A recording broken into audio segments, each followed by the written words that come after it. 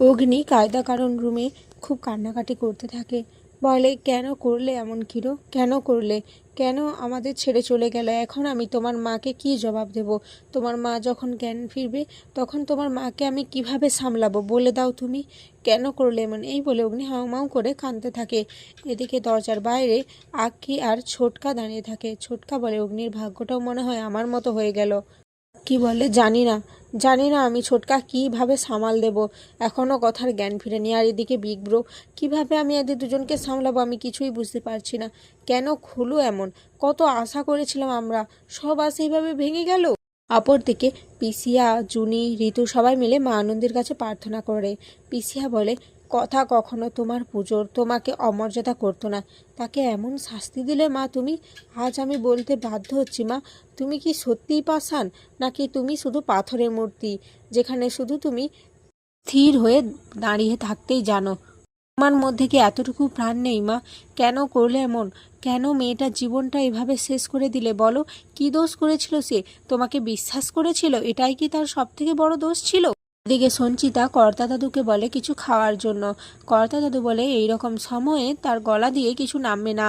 কর্তা দাদু বলে, আমি আর এই জীবনে কত কি দেখব, ভগবান আমাকে কি তুলে নিতে পারলো না ওই শিশুটার বদলে? পাচক, পাচক কি করছে? সে কি এখনো বেরোয়নি? সঞ্চিতা বলে, না বাবা, অগ্নিকে সামলানো যাচ্ছে না। অগ্নি সেই যা দরজা বন্ধ করে রুমে রয়েছে, কেউ ওকে সামলাতে পারছে না।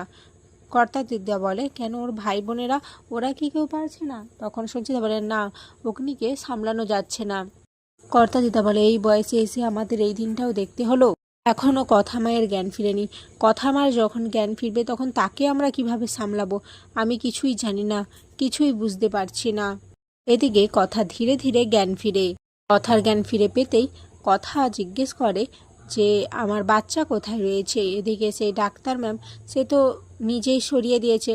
সে কথার দিকে চেয়ে থাকে আর মনে মনে ভাবে, আমাকে ক্ষমা করে দিন কথাগুলি গুহ, আপনার বাচ্চা বেঁচে রয়েছে, সে সুস্থভাবে রয়েছে, কিন্তু আমি যে নিরুপায়। চিত্রা গুহ আমাকে ভয় দেখিয়েছে আর আমি তার কাছে মাথা নত করতে বাধ্য হয়েছি। আপনি আমাকে ক্ষমা করে দিন। তখন এদিকে মুখে ডাক্তার বলে যে ও এখানে নেই, ওকে অন্য জায়গায় নিয়ে যাওয়া হয়েছে। কথা বলে, ও আচ্ছা, তাহলে ঠিক আছে, আমাকে বলুন ও কোথায় রয়েছে, আমি যাচ্ছি। এই বলে কথা নিজের স্যালাইন সমস্ত কিছু খুলতে শুরু করে দেয়। এরপর ডক্টর ম্যাম বলেন যে কথার বাচ্চা আর বেঁচে নেই। যেটা শুনে কথা অবাক হয়ে যায়, একদম স্থির হয়ে যায়। সে হাসতে কান্না করতে ভুলে গেছে। কথা মনে মনে বলে, এটা কি করলে মা আনন্দী? এ আমাকে কি শোনালে? আমার পাচক মশাইয়ের বাড়ির সকলের এত স্বপ্ন ছিল কিরোকে নিয়ে, আর তুমি কি না এইরকম একটা খবর শুনলে? না না, আমার মনে হয় কোথাও ভুল হচ্ছে। কথা আবারও জিজ্ঞেস করে, বলে, ম্যাডাম, কিন্তু আপনি তো বলেছিলেন সমস্ত কিছু ঠিকঠাক রয়েছে, তাহলে এটা কিভাবে হলো? আপনি আমাকে রিপোর্ট দেখান, কারণ অপারেশনের আগে রিপোর্টে সমস্ত কিছু থাকে। আপনি আমাকে রিপোর্ট দেখান। এদিকে সেই ডক্টর ম্যাম তো ভয় পেতে থাকে, বলে, না না, সে কথাকে উল্টো পাল্টা বোঝাতে থাকে যে সমস্ত ওসব রিপোর্ট কিছু নেই। এদিকে কথাও জেদ ধরে থাকে যে সে রিপোর্ট দেখেই ছাড়বে। এরই মধ্যে ডক্টর ম্যাম বলে দেয় কথাকে যে সে কখনো আর মা হতে পারবে না। যেটা শুনে কথা আরও অবাক হয়ে যায় আর খুব কান্না করতে থাকে। এদিকে ডক্টর ম্যাম মনে মনে ভাবে, আম সরি কথাগুলি ঘুহ, এটাও আপনাকে মিথ্যে বলতে হয়েছে চিত্রা ঘুহের ভয়ে। আপনি আবারও মা হতে পারবেন, কিন্তু আমার যে কিছু করার নেই।